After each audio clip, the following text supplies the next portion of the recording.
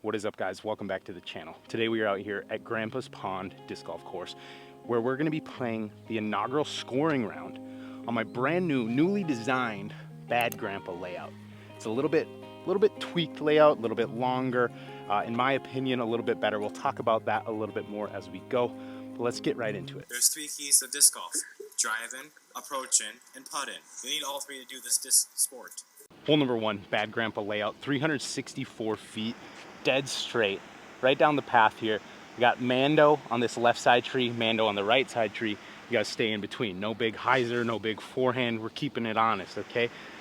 OB, kind of left and right, tight little shot. We're gonna go star sidewinder right off the bat. This is gonna be an official scoring round. 1 putt, 1 off 1, just for this guy. He was bitching. Hyzer. Oh yeah, that'll play. So my initial idea with the Bad Grandpa layout out here at Grandpa's Pond was to just have a little bit more fun disc golfing while I'm here in St. George. This is kind of the only course that's like a real disc golf course, in my opinion, like a playable 18 that you don't hate your life at. Most of the tee boxes are sidewalks anyway, so I figured why not come out here, utilize more of the greens that I enjoy, and maybe add some distance, add some, technicality to all the holes, and just make it an even more enjoyable layout to play. Hole number 2, 337, plays to hole number 2's normal basket, but we're playing it a little bit further back off the sidewalk here. So I currently have 3 rounds in on this layout so far. Unfortunately, I'm only gonna be in St. George for like another week, so I don't even know how many more rounds I'm gonna get in. Probably try and get in 1 more scoring round after this one, film it. But we'll see. Gonna go flex. I like that if it swings. Come on, baby. Yeah, that'll play. So if you're a local to St. George and you want to come out here, see what you can score on this layout, I'm gonna have all the distances for you today and everything. I think it's a pretty solid layout, honestly. I think it really improves the course. Unfortunately, it's a little tricky to play if it's busy out here. Luckily, I can get out here in like midday and there's really no one out here. But hope you guys enjoy if you decide to come out here and play this layout. It's really made me enjoy this course more over the last week.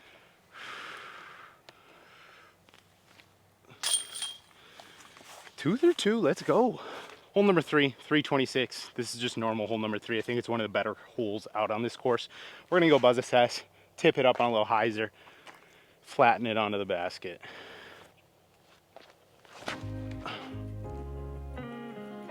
I like that a lot. Yeah, I think we got the 3 for 3 start. Cannot argue with this. This hole, for some reason, was causing me trouble my first few rounds out here because I was going too stable or too fast, and I was ending up kind of over here. And I realized if I take the buzz assess, hit it on a nice hyzer, flip it to flat, it'll kind of just stall down to the basket. Pretty much this tree right here, I'm aiming at that so that if I hit it, I drop and have a 10-footer.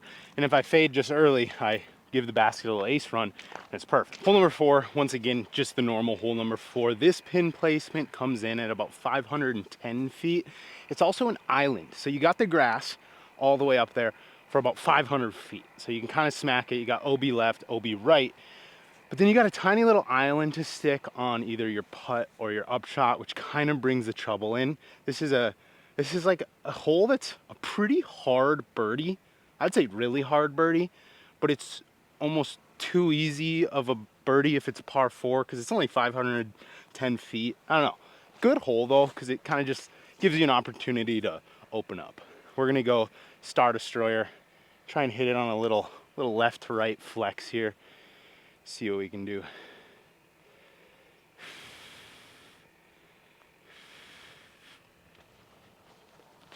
Ooh. I like that a lot. Yeah. That's money. I think I might have a putt actually. Oh my, you cannot cut it any closer than that. This is by far the farthest shot I've ever had on this hole. Let's try and give this one a nice little bid. This would be huge.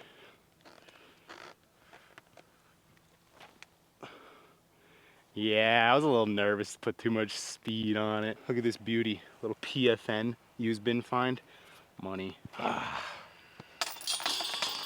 Hole number 5, 291 feet, plays to normal hole 5's basket. We just moved the tee maybe 30 feet further backwards and then about 60 feet to the left. I think it's a better angle. It's less of a little dump hyzer shot and more of like a direct line. This is also an island hole, so pretty solid little shot. We're gonna go proto marvel, just hit it flat, give it enough height to get there.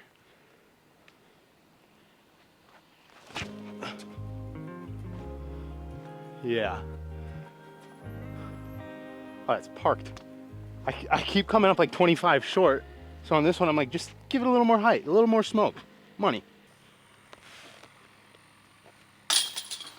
4 through 5, that's like the dream start right there. Hole 6, 290 feet, pretty much just directly left of the actual tee box, simply because I like this shot better. I think it just allows you to throw that nice straight shot and a little less likely to lose a disc, because over there, I feel like you're playing a little more of a steep angle. And I've already lost multiple discs in these bushes, and that's no fun. And the whole point of this layout is to have more fun. So 290 footer, we're going marvel once again. Just slide it up there.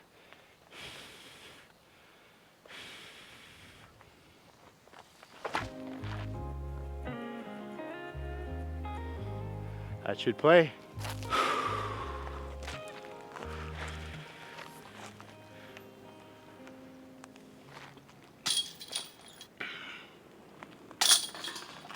Hole 7, 357, par 3. Island hole once again. Gotta land in the grass, otherwise you're OB. It's pretty much all there is. Water carry over here, you know, makes it a little interesting. We're gonna go forged era. Little hyzer flip to flat, just push it straight at it.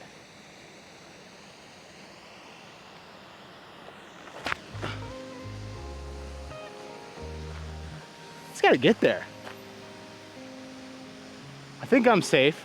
Can't totally see. Probably 30 feet left. Didn't quite smack that enough. Not the worst shot, honestly. Let's see if we can make a nice putt.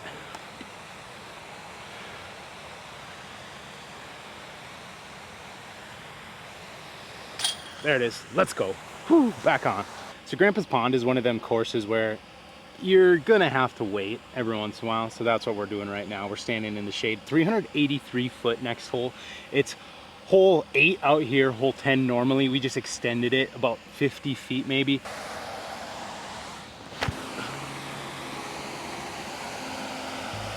I like that if it gets all the way around. Come on. Oh yeah. Whew.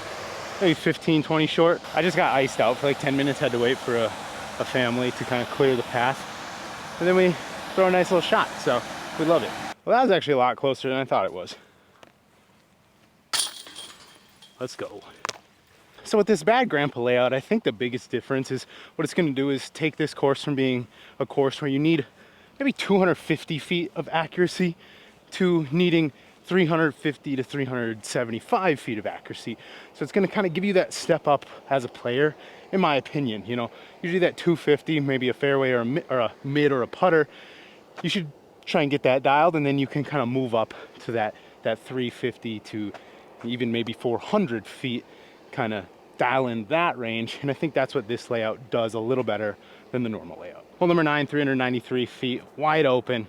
The only kind of things, I guess, are the pine tree right off the side of the path. You gotta stay Mando left of that. You can go right side, so you can go big turnover or big forehand, because I feel like that's a harder shot than the big backhand hyzer, I guess.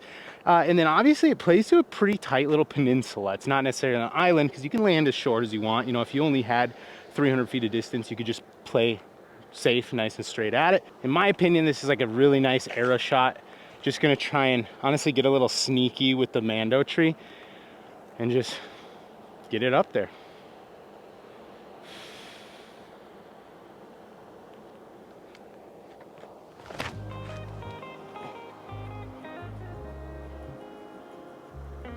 That's a little short. Yeah, that's probably a 35 footer. Didn't quite get the pop on that. Let's make a putt.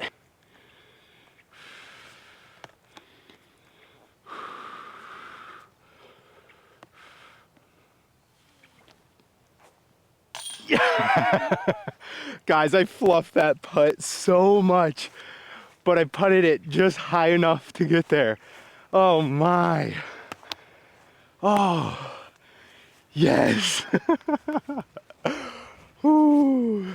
Hole 10, 302 feet, going star zone, little forehand.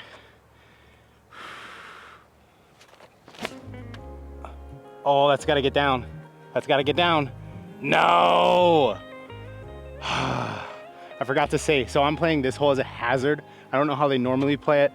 So across the path is OB, but you get to putt from where you went out, which actually makes it, I think, harder. Otherwise, you would just have a 4-foot tap in for par, whereas now I have to make a 30-foot death putt for par.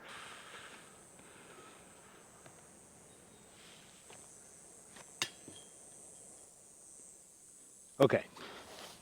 Could have been worse. Could have been worse. 298 feet. It's an island hole. That's kind of the theme out here, either little peninsulas or islands. But I guess when you have relatively wide open golf, that's what you got to do. Mando, got to stay left of that tree. Can't go big hyzer.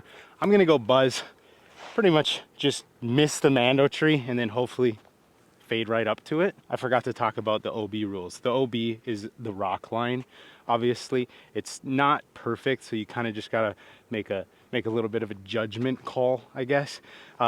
Another one on this though, I'm playing it as a hazard because I kind of like that rule on holes like this, where if you go OB either way, it's relatively short. It's like a 10-footer to save par rather than, you know, maybe you go 40 deep. Now you got a 40-footer. I like that. Oh no, I don't like that. That's going so straight. Why? Out of bounds. All right, this is a big putt. Come on, Broad.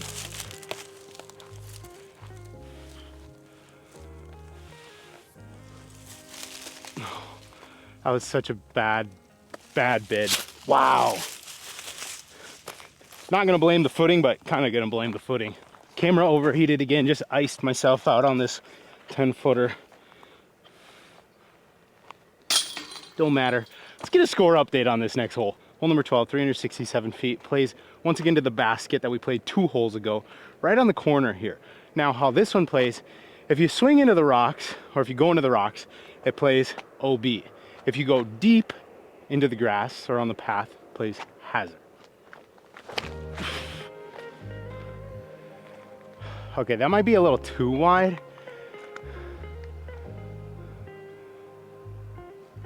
You know, so that shot wasn't perfect. Kind of missed the height.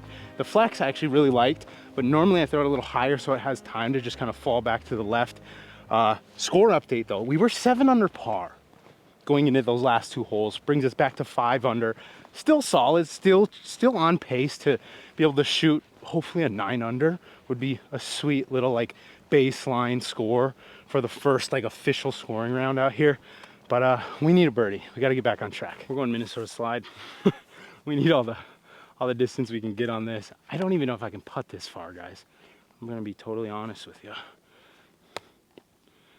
This is every bit of a 60-footer.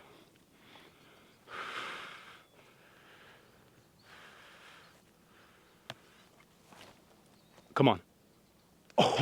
Oh, something I'm trying to learn on my distance putts is to release them flatter, I guess, because they're not gonna fly far when I release them on a knife hyzer. But it's more of like a natural, comfortable release. You know, you're not gonna pull it. Working on it. Hole 13, 339. This is just hole 15 normal. I think it's a pretty solid hole out here. Kind of fits this layout well. We're just gonna go Thunderbird forehand, path and left OB. Oh, he sawed it, but I think it's gonna get there. Honestly, I didn't even consider the disc landing up here. I don't know if I should play this OB, because it's kind of like this is kind of like a little island, I guess. But also I'm in the grass. I don't know. How about this?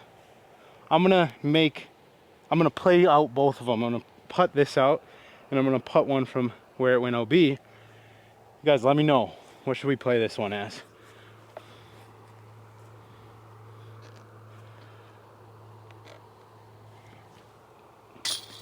Whew. Okay, okay.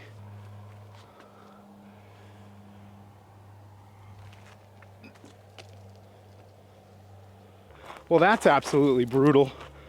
But you guys get to pick. So do I get a birdie or do I get whatever this ends up being?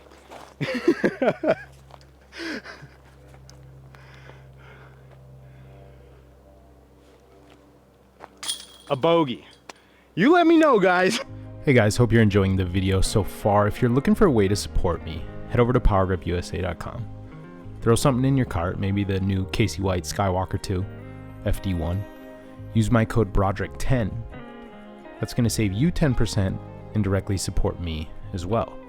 Plenty of other options over there as well, the Star Racer, Calvin Destroyer, Sexton Firebird, and if you order before 4 p.m. Eastern Time, it ships same day. Well, either I got back on track and I'm 6 under, or I fell even more off track and I'm 4 under. Hole 16 normal, hole 14 this layout, 431, par 3. One of my favorite rips out here. It's just that perfect distance where if you pin it, you feel good about yourself. Grass is in, everything else. OB, going Scorpius, hit it flat.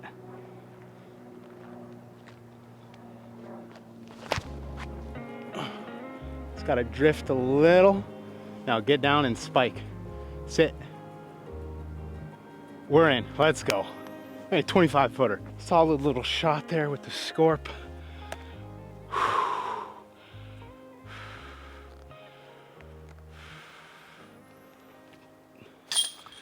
Another bird. I kind of feel like maybe the grass should be OB because it gives you such a good line, you know, and it makes the hole a little more challenging. But it's such a weird thing to me playing in an area where a lot of holes are almost opposite, where the grass is where you don't want to be and you want to throw it into a gravel bed or a rock bed. It's weird. Hole 15, right around 720-ish feet. Kind of hard to range this one, but we're playing the hole 18's basket, which is all the way up around the corner past the parking lot, you know, kind of up on a little rock hillside. Little 2-shot par 4 here. We got a few par 4s to kind of wind down the round here. The play for me is pretty much the last hole's tee pad. I want to land as close to it as I can, and then just a little bit right of it leaves you a nice forehand upshot. I'm gonna go forehand off the tee just because I like it. Why not? A little flex.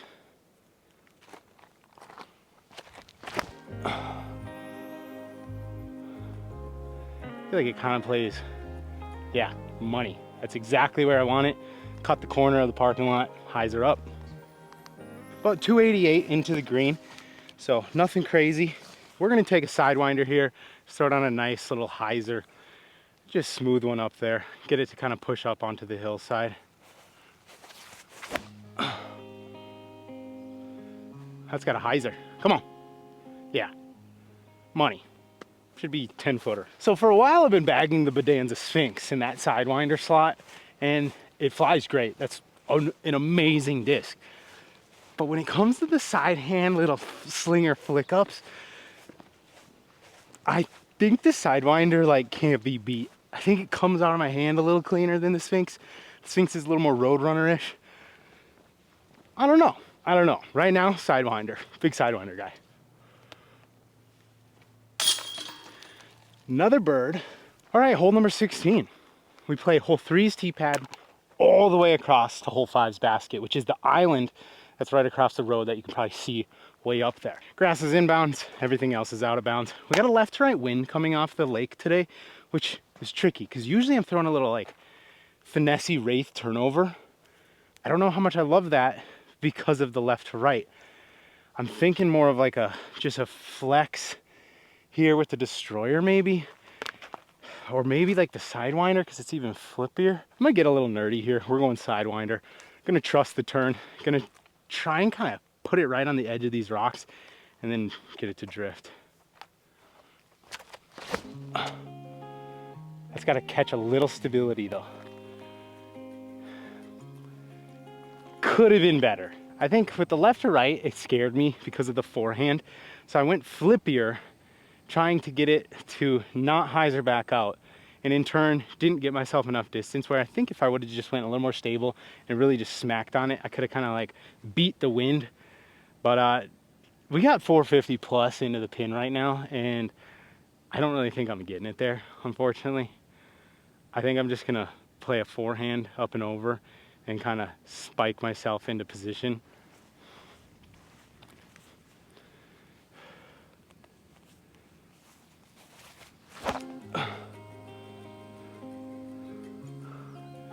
Hit the sidewalk, please, and go in. Yeah, okay, that was horrible, but that's in a good spot. They really like to water the shit out of this every morning. So when I get out here, it's basically a swamp, so you have no footing because the grass is really thick, and then every time you step, you sink in a few inches, which isn't optimal for having to throw like a 450-foot fairway shot. All right, a little puncher here with the marble, get us up and down for our par.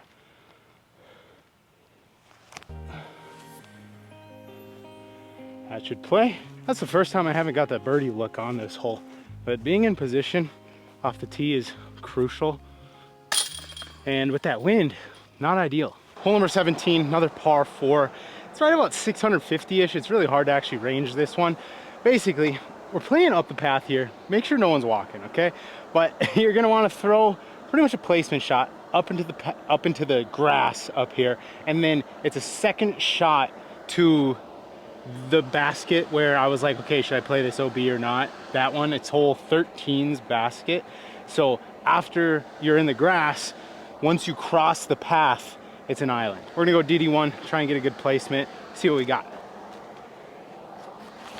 Oh, that's actually pretty solid, but my foot, I don't know, it felt like it did something weird.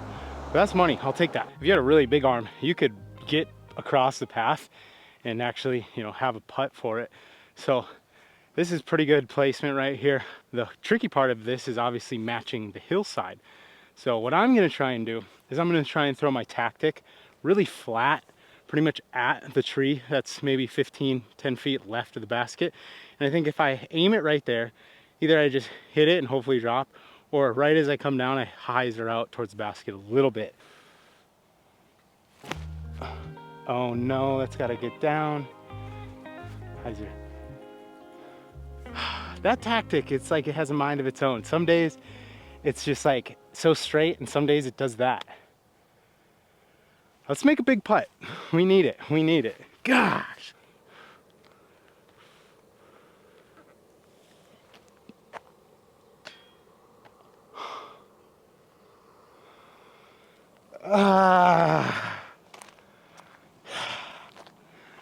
Thought I got it. Dang it.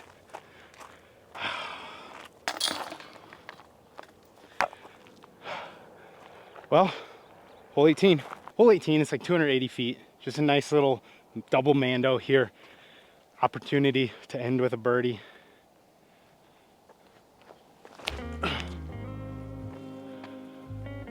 GP1, let's make a putt. We came up pretty short here actually. Gotta end on a good one.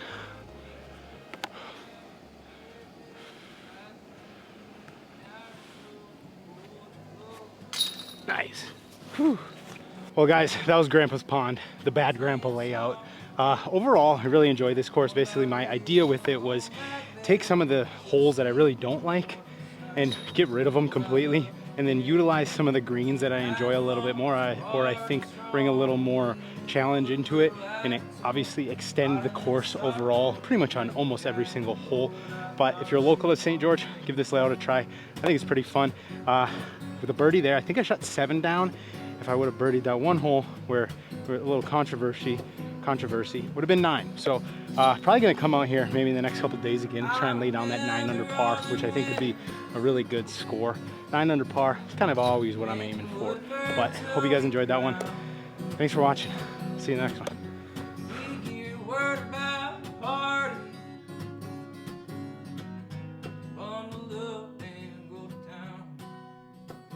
Creator of Frisbee Club, motherfuckers. The man, the myth. And right here, I have a frisbee bag. It holds all my frisbees, the ones I like.